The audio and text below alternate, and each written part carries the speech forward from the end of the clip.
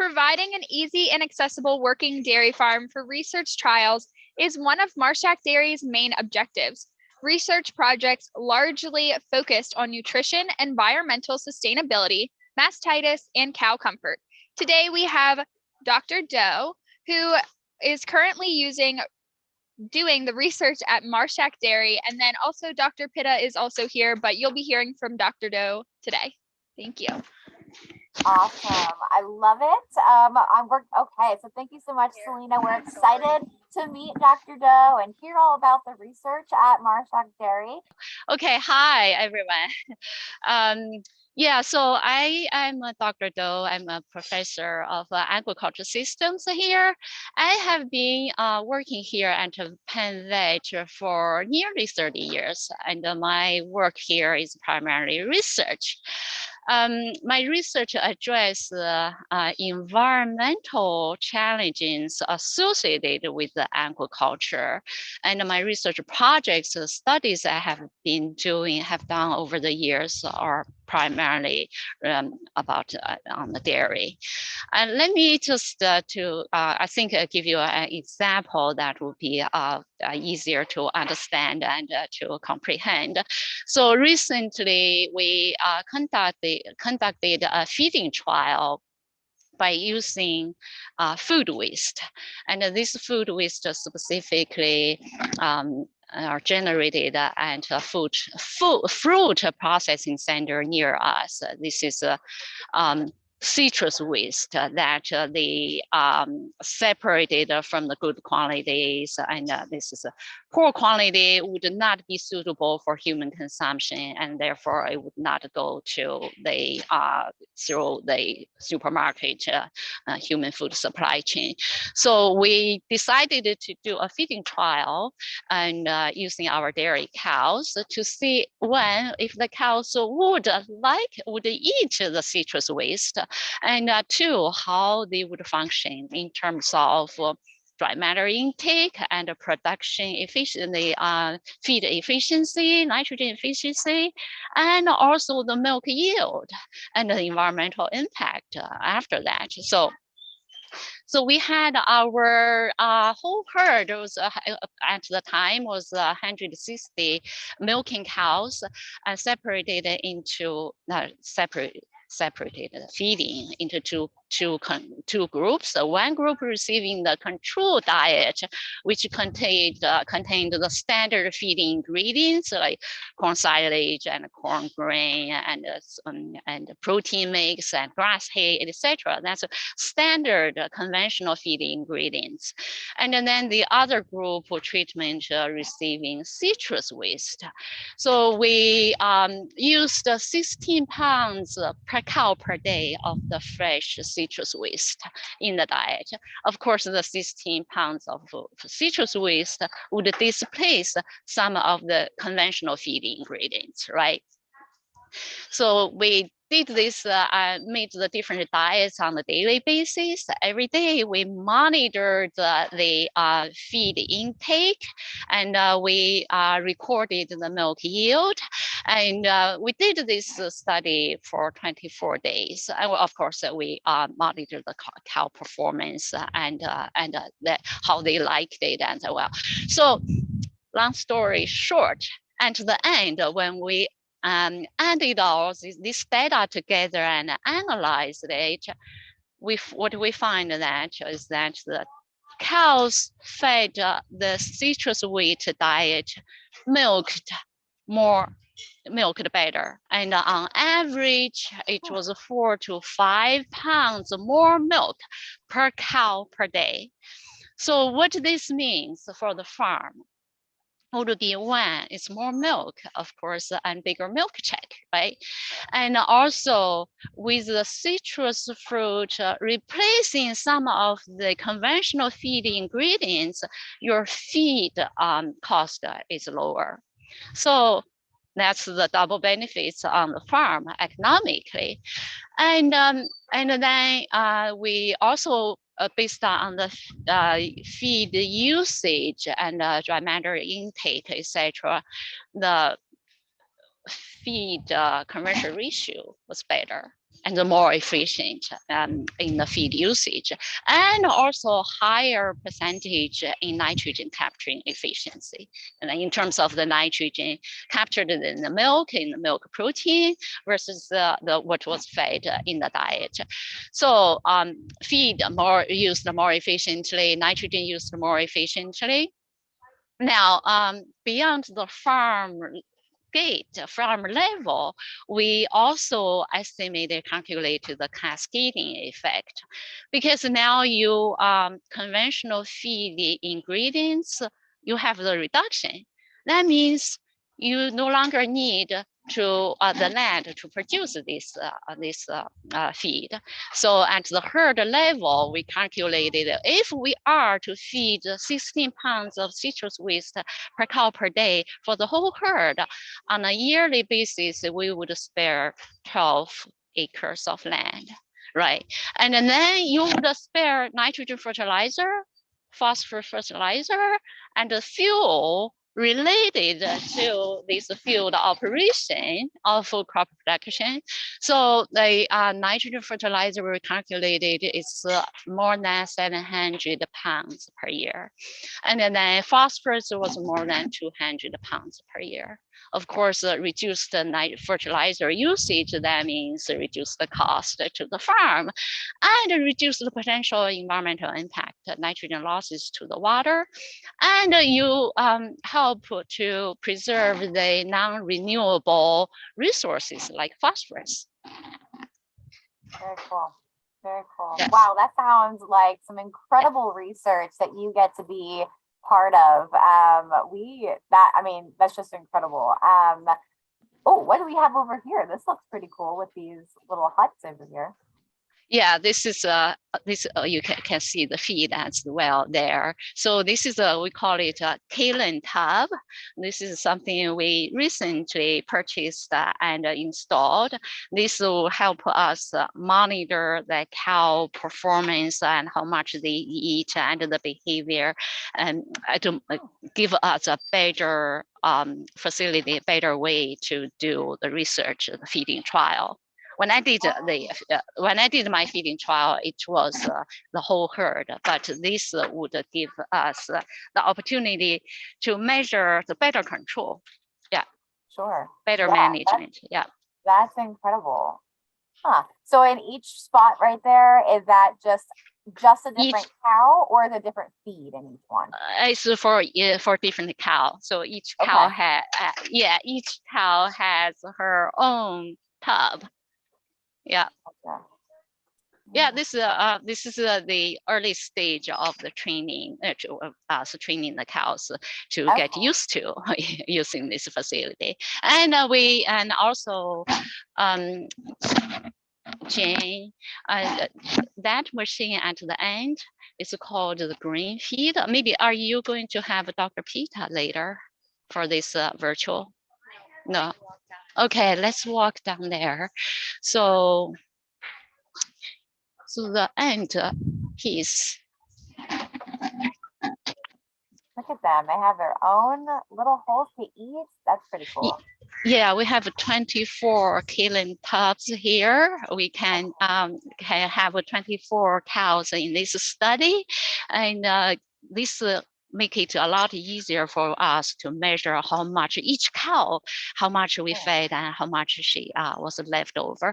So this machine at the end is called green feed. This is the newest piece of equipment we acquired here. Dr. Pita has been using it and training the cows. So what this does is for us, to measure measure on site the methane emission from the cow. Wow. Methane emission from the cow. So what you do is that at the other end of the machine, the cow put their head into it, and for 5 minutes we have some treats there, the feed treat there. So for 5 minutes she will be eating and breathing, and the breath will be sampled and resampled, and then collected, sampled, and analyzed for the content of methane and CO2. And then the data was sent to automated system. Then we can measure on site and live about the methane emission. What? And also because cows will be receiving different diets, and like a different diet may have a feed manipulation and different formulation, and we can see the different feed formulation and the impact on the methane emission. And a certain seaweed, certain products would help reduce the methane emission. And the cows eat there at the killing tub and come here to the grain feed. We get the sample. We can get over the time do the statistical analysis and have the actual evidence, the That's data. incredible. What an awesome sustainable story. It's obvious, and it's not a secret that it's always a topic of conversation, whether people know dairy or don't know dairy. So it's just really cool to kind of get a firsthand look at how we research that methane emission, and how do we, and what you're doing to help lower that by changing their feed and just the rumination and everything. So that is really cool. I've never seen that before. So I think that's really neat. And I hope everyone else watching online is enjoying that too. That's such an awesome opportunity to be able to track that and really get awesome, like the results you need to see and the reports you need to see to know if it's working. So that's pretty cool. Yeah, absolutely. Yeah, later on, our future planning a future feeding trial, and that with that one we'll use this grain feed, and so measure not only just the cow performance in terms of productivity and feed use efficiency, nitrogen use efficiency, but also how they do in terms of methane emission mitigation using this machine. We are quite excited by acquiring this facility. We ordered and waited for something like 6 or 7 months to get this machine. Yes, yes. So now how long will this trial run now? Will be like a year or 2 weeks? Like, what's the timeline like? Typically for a feeding trial, we use at least 3 weeks because you are testing a different type of diets. The cows need to get used to it, and then you collect the samples continuously for several days to give you the reliable, accurate measurement. So at least 3 weeks for one feeding trial. And we actually here is really busy with this research dairy herd. Several faculty members have research, have studies. So we coordinate and we align our studies and by using this facility and of course using the cows. Dr. Pita currently is she's in the, as I said, this is an early stage. We're in the stage of training the cows for using the facility. And she has 2 research trials planned out. I have at least one using the kaolin gates and using the grain feed. Yeah, so this will keep us busy and the facility busy for probably 2023 into 2024. Wow. Yeah. Oh my goodness. Yeah. That's incredible. What I gotta ask, this is just, I mean, a lot of knowledge, and for someone that I personally would get lost in the science, but it's very obvious you love it and it's so important. And I just want to know, whatever got you inspired to get into research? What's the reason you started doing research and dairy specifically? Yeah, on dairy actually also, yeah, long story. I was actually trained, I have a PhD in soil science. So when I came to work at Penn Vet, and the time people were, researchers, scientists here were really ahead of thinking. And that was nearly 30 years ago. They realized that the Chesapeake Bay water protection and stuff, it's important to manage the manure in the field, but really we need to manage the feeding program and manage the cows. So they realized that we can buy precision feeding. At that time, that phrase was not even in circulation yet, right? But the thinking was about precision feeding, and to start with ration formulation and optimizing the nutrients in the diet to meet to support milk production, to support good cow health and productivity, at the same time minimizing the nutrient excretion in the manure and helping with the manure management and with the water protection. So that time I came as a soil scientist, we did, so I focused on the manure part, and my colleagues here with the dairy nutrition and dairy health and management background, with that expertise, they managed the front end, and together we managed from front end to the rear end. So really it was nowadays, I think the interdisciplinary research and teamwork really opens up a lot of opportunities. I find it's very rewarding working here and with the dairy nutritionists and who are expertise about dairying. Yeah. That's awesome. I love it. And we can feel your passion and excitement for research, and clearly it's just it's really exciting and can really revolutionize what's to come for the dairy industry. So thank you so much. Now, I did have a question. If someone decided that they think maybe research sounds like something they want to do, what are some skills or some attributes that you think are important for someone to have to be a researcher? I think the basic knowledge you learn from college and beyond during graduate school is all important and could be all applicable. As I said, I was trained as a soil scientist, and I came here. I find a way of using my knowledge learned from soil science to the dairy and help with the dairy management and for win-win situation, win meaning for the dairy industry and the community, but also the win for the environment. I think so. The basic training is important. Basic knowledge is very important, and also really keep an open mind.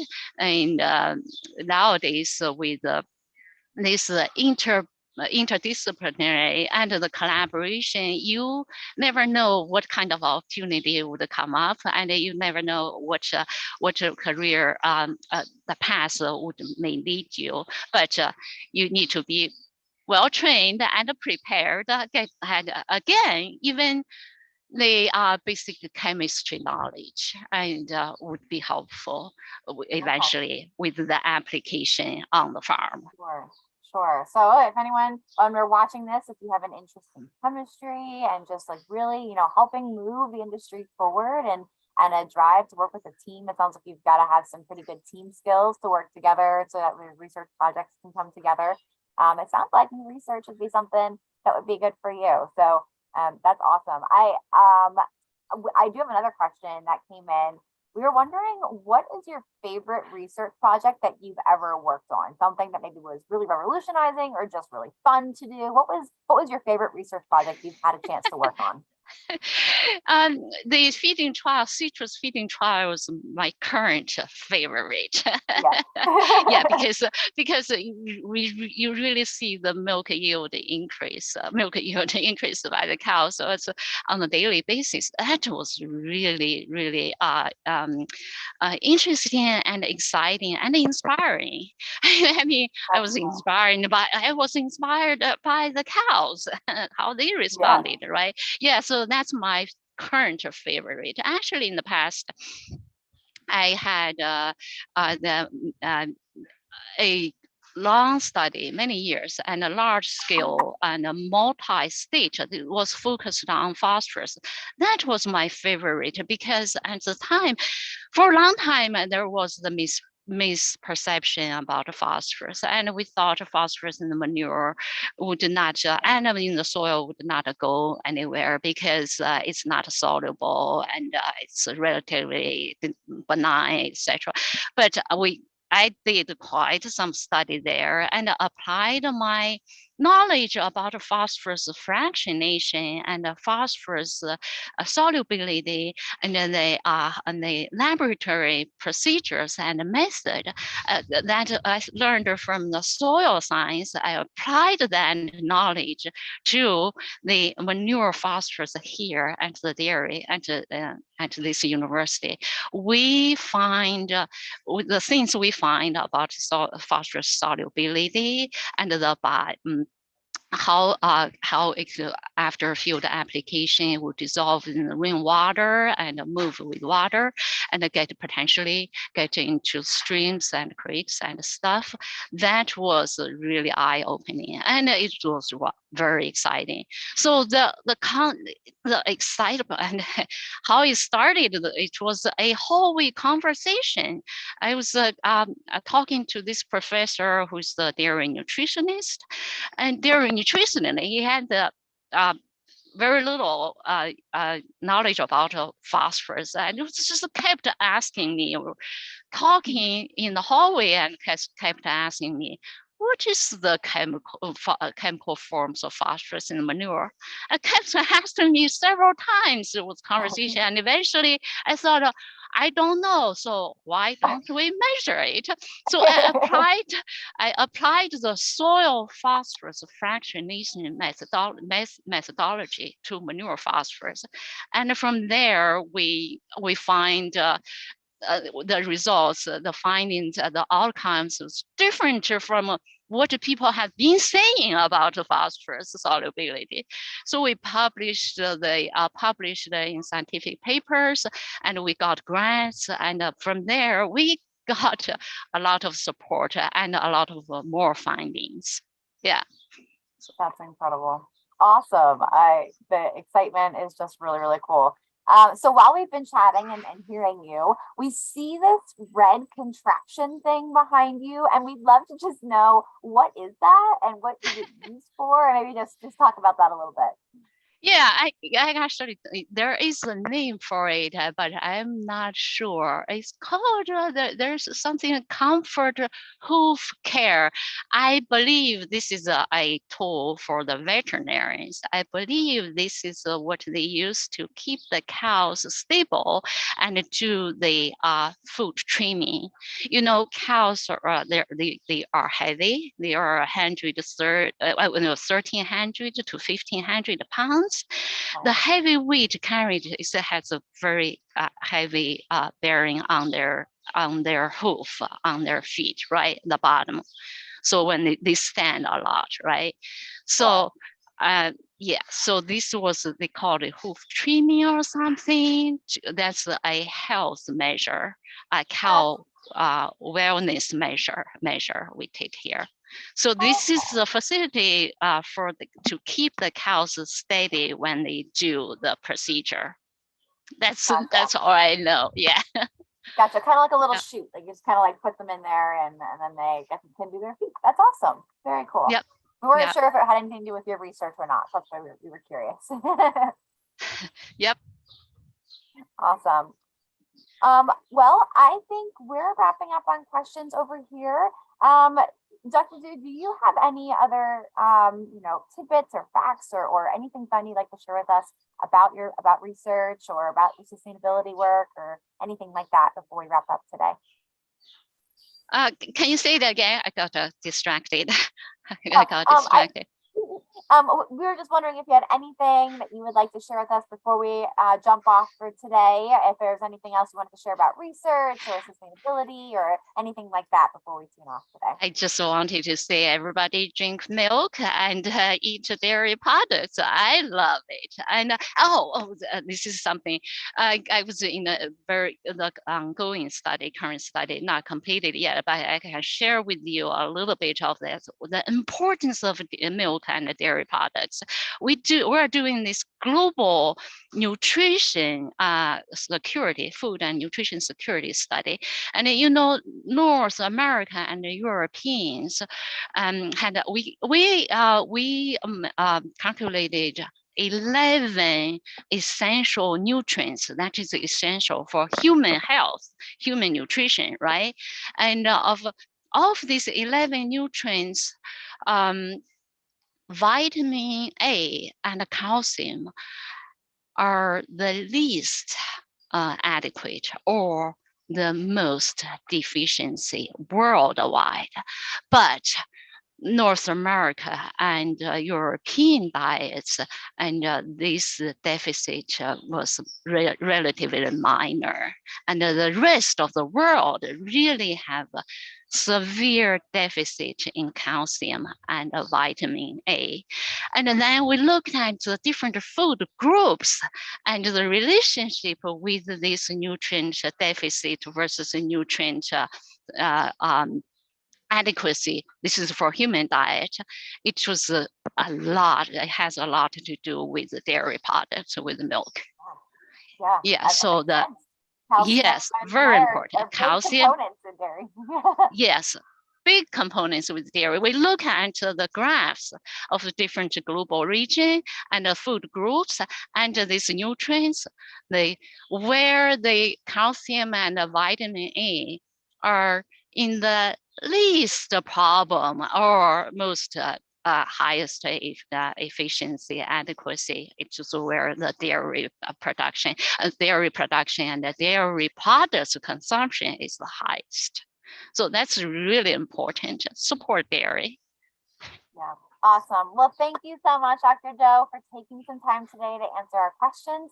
Your job is clearly crucial as a researcher to learn more about ways that dairy farmers can improve their efficiency and effectiveness in cow comfort, in nutrition, and environmental sustainability. So thank you so much for your time today with us. We really appreciate it.